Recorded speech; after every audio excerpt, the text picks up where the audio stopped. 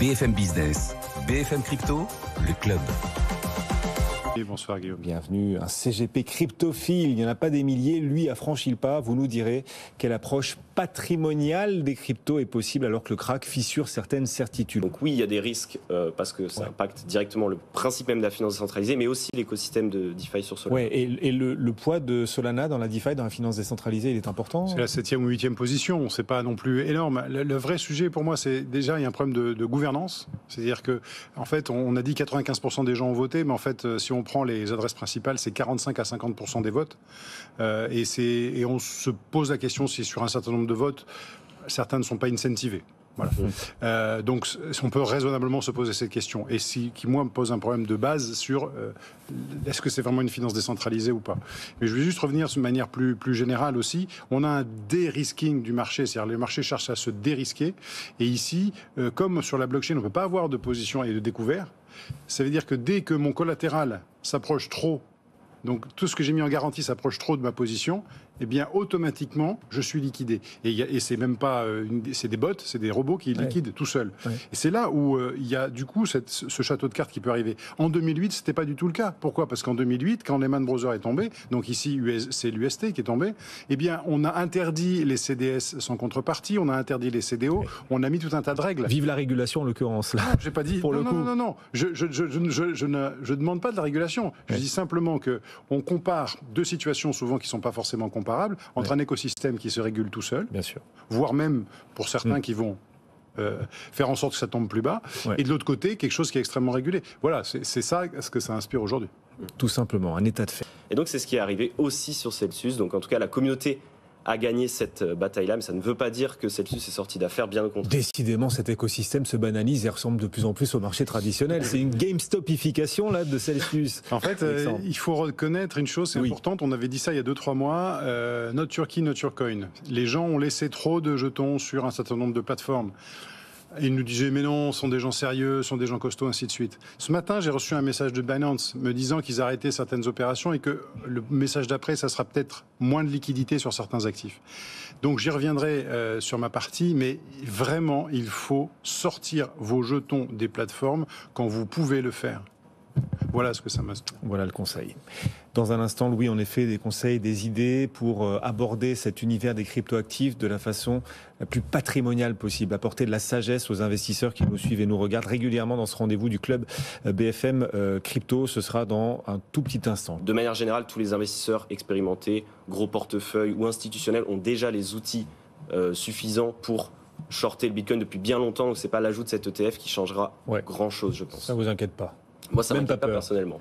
Bon, Louis, en tout cas, on voit ces instruments se multiplier. Alors là, pour le coup, pour profiter des phases de forte baisse du marché du Bitcoin, tirer les marrons du feu au cœur de la crise. Quand on est investisseur, mais qu'on recherche la sagesse, essayer de trouver une approche patrimoniale des cryptos, quelles doivent être les priorités, surtout dans un bear market comme celui qu'on connaît? On est même passé un peu de bear market à crack market. En fait, on est dans l'univers d'un crack. Enfin, psychologiquement, les gens le voient comme ça. Et donc, il faut se poser un certain nombre de questions. Je vais commencer par 3 questions. La première, c'est est-ce que les fondamentaux ont changé ? Oui, je sais, c'est la même chose qu'il y a un mois. Mais c'est une question qu'il faut se poser régulièrement. Les fondamentaux ont-ils changé ? Non. Sur Bitcoin, ils n'ont pas changé. Ce sont toujours les mêmes. Il y a toujours une utilisation une adoption qui est en hausse, une utilisation qui est importante. Et le Bitcoin est toujours miné. Effectivement, il y a quelques mineurs qui ont un peu de mal à miner à ces prix-là, mais on le savait, donc il n'y a pas de surprise là-dessus. Ethereum, on sait cette année, c'est un choix très important de passer du minage à la preuve d'enjeu.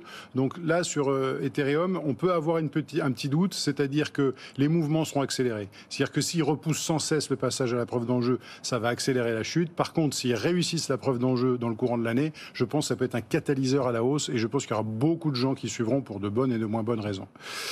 Et ensuite, il y a tout le reste. Et je dirais, est-ce que le crack peut avoir du bon sur tout le reste ?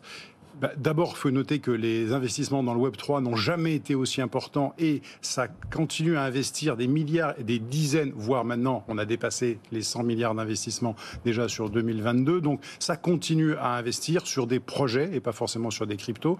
Donc ça, c'est un fondamental important. Et en même temps, est-ce qu'il y a un côté positif? Est-ce que des trucs se cassent la gueule? Oui. Et il faut faire le ménage. On a vu tout et n'importe quoi. Et il est important que les idiots utiles ont été utiles parce qu'ils qu'ils ont financé cette croissance, mais ils sont idiots parce qu'ils ont financé n'importe quoi. On a besoin des idiots utiles. Ils ont été là en 98, 99, 2000. Ils finançaient des pages, des portails Internet à des prix faramineux pour rien, mais en même temps, d'autres ont su prendre les bonnes adresses. Donc ça, c'est sans les fondamentaux. Et j'ai dit tout à l'heure, le troisième fondamental important, est-ce que j'ai mes cryptos moi-même? Est-ce que sur mon ledger, j'ai sorti mes cryptos de ma plateforme? Ça fait 3 mois. Je crois que le premier message qu'on a donné à nos clients, ça devait être en février. On leur a dit, attention, pour être sur une année un peu compliquée, sortez vos cryptos et mettez-les sur le ledger. Aujourd'hui, je vois pas. De toute façon, dans tout ce que nous conseillons, nous, on peut le mettre dans le ledger. Pourquoi mettre sur ledger, particulièrement en phase de baisse des marchés? Parce qu'il y a des risques de liquidité si tout le monde veut sortir en même temps des plateformes centralisées. Voilà, par exemple, Celsius a bloqué les rachats et c'est pas la seule. Donc aujourd'hui, dans un marché haussier où tout le monde va bien, où tout le monde a du cash, il n'y a pas de souci, on va les récupérer ces cryptos. Dans un marché qui est éminemment baissier, on sait très bien qu'il y a des risques. Et vous voyez du positif dans ce crack des cryptos?